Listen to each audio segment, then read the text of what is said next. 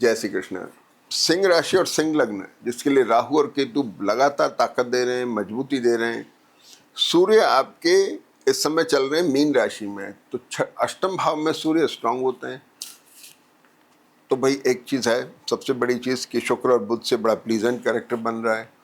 थोड़ा खांसी जुकाम कफ कोल्ड का थोड़ा ध्यान रखने की ज़रूरत है, और बाकी समय बहुत बढ़िया है। थोड़ा विम्सिकल कैरेक्टर है, खाने पीने पे थोड़ा एहतियात बरतना है।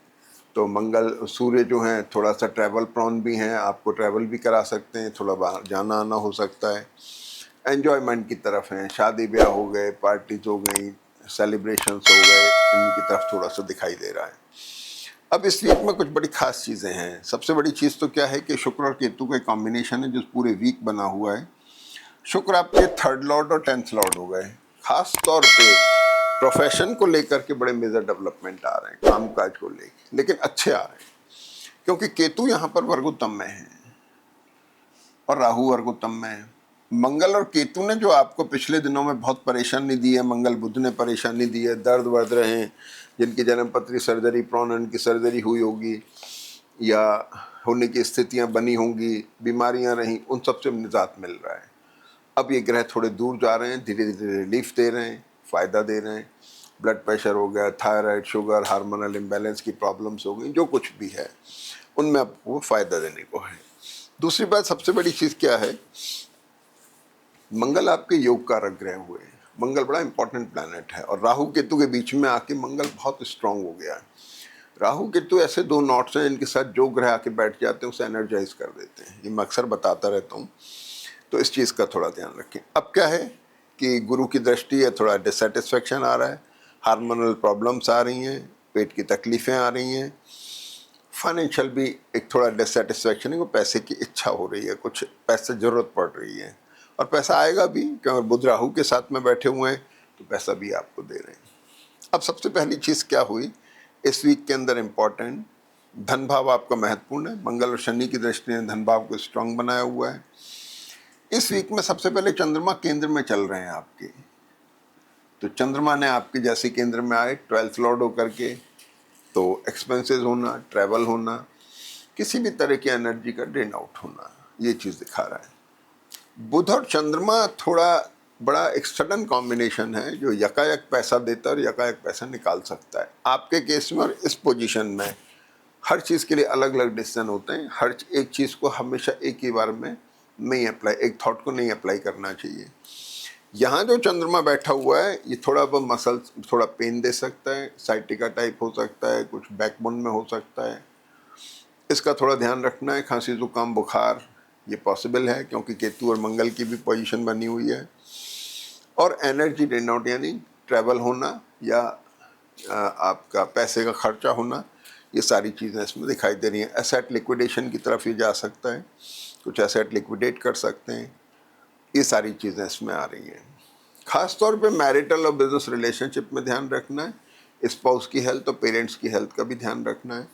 ये सब चीज़ें मंगल चंद्रमा की वजह से हैं। अब चंद्रमा यहाँ से शिफ्ट हो गए, सब कन्या राशि में आ गए 31 मार्च को। तो चंद्रमा जब यहाँ आ गए तो 12th लॉर्ड के ऊपर शनि और मंगल की पोजीशन इसको अमूमन फॉरेन से रिलेटेड बना देता है। एक्सपेंसेस हो रहे हैं, जब बेटर महीने में पैसा निकलता है उसे अपन इन्वेस्टमेंट कहते हैं, और जब थोड़ा सा खराब निकलते तो हम उसे खर्च बोल देते हैं। कभी इन्वेस्टमेंट जिसका हम रिटर्न लेना चाहते हैं वो पोजीशन चंद्रमा बना रहे हैं। शनि जो है 6th लॉर्ड हो गए, डेट्स डिसीज लाइबिलिटीज के कारक भी हैं जो उस पर देख रहे हैं। मंगल जो है योग कारक के जो असेट क्रिएट करा रहे हैं, तो लाइबिलिटीज लेके भी इन्वेस्टमेंट हो सकते हैं, ये भी पॉसिबल है। दूसरी सबसे बड़ी चीज़ क्या है कि मंगल की दृष्टि चंद्रमा पर है और चंद्रमा और शनि का जो पोजीशन है ये इसे रिडिफाइनिंग मोड में डाल रहा है। ये सारी चीज़ें रिडिफाइन हो रही हैं, आपके एक्सपेंसेस, आपकी ट्रैवल, आपका एक्सपेंडिचर्स हो गए, इन्वेस्टमेंट्स हो गए, सब रिडिफाइनिंग मोड में है। लेकिन एक्यूट एसिडिटी से बचना है, हार्मोनल इम्बैलेंस या पेट की तकलीफ़ों से बचना है, थायराइड, शुगर, ब्लड प्रेशर, इनके पेशेंट्स को विशेष ध्यान रखना है। दूसरा, बुध और चंद्रमा की जो पोजीशन थी उसने थोड़ा दर्द वर्द दिया होगा, सो अब थोड़ा रिलीफ हो जाएगा 31 तारीख के बाद से। और चंद्रमा और शनि जो होते हैं लीवर के ऊपर भी इफेक्ट देते हैं, जिनका लीवर सेंसिटिव है उनको थोड़ा ध्यान रखने की ज़रूरत है। तो ये चीज़ हो गई। अब चंद्रमा जब कन्या राशि में आ गए तो बहुत एक्सप्लोरिंग हो गए, मंगल और शनि ने से बहुत एक्सप्लोर कर दिया। तो प्रॉपर इन्वेस्टमेंट हो रहा है, पैसा खर्च हो रहा है, इन्वेस्टमेंट में जा रहा है, कहीं आप वो करना चाह रहे हैं जिसका रिटर्न लेना चाह रहे हैं। दूसरा, विदेश से संबंधित जिनका काम है, विदेश में रहते हैं, विदेश में कारोबार है, आना जाना रहता है, उनके लिए बहुत अच्छा है। या जो लोग विदेश जाना चाह रहे हैं उनके लिए ट्रैवल प्लान है, ट्रैवल हो सकती है। तो ये बात हो गई। अब सबसे बड़ी चीज़ क्या हुई कि चंद्रमा कन्या में है और इसके बाद 2 अप्रैल को मंगल मीन राशि में आ जाते हैं। तो मंगल जो यहाँ थे ये शिफ्ट होके मीन राशि में यहाँ आ गए। तो मंगल जब यहाँ से शिफ्ट हुए तो साहब ये शनि और मंगल साथ आ गए। शनि मंगल का कॉम्बिनेशन 8th हाउस में एक्सेसिव स्ट्रॉन्ग कॉम्बिनेशन है। अगर मान लीजिए आपके नक्षत्र और दूसरी चीज़ें सपोर्ट कर रही हैं, एक्सेसिव स्ट्रॉन्ग कॉम्बिनेशन है। यानी मंगल का शिफ्ट होना शनि के साथ सिंह राशि के लिए, जब तक सूर्य मीन में है अगले 15 तारीख तक, तब तक ये बहुत स्ट्रॉन्ग कॉम्बिनेशन, बहुत अच्छा वक्त है। आप इसका फ़ायदा उठाइए, चूकिए नहीं, ट्रैवल करा सकता है, विदेश से संबंधित कुछ यात्राएं हो सकती हैं, ये सारी चीज़ें हैं। और मंगल जैसे ही शिफ्ट होते हैं 2 तारीख से लेकर के और 2 और 3 तारीख में एक्यूट एसिडिटी का ध्यान रखना है। और इसके बाद में फिर चंद्रमा आ जाते हैं तुला राशि में। तो तुला राशि में चंद्रमा की पोजीशन देखें, तुला राशि शुक्र की राशि है, केतु शुक्र ने बहुत अच्छा स्ट्रॉन्ग कॉम्बिनेशन, और ये शुक्र की दृष्टि चंद्रमा के ऊपर है। चंद्रमा यहाँ भी स्ट्रॉन्ग है, यहाँ पर भी आपके एक्सपेंसेस बता रहे हैं, आपके इन्वेस्टमेंट्स को बता रहे हैं, आपके ट्रैवल को बता रहे हैं, आपके फॉरेन रिलेशनशिप्स को बता रहे हैं, जो अच्छे मायने में है। दूसरी बात क्या हो गई कि मंगल और शनि साथ में है और मंगल की दृष्टि भी चंद्रमा के ऊपर है।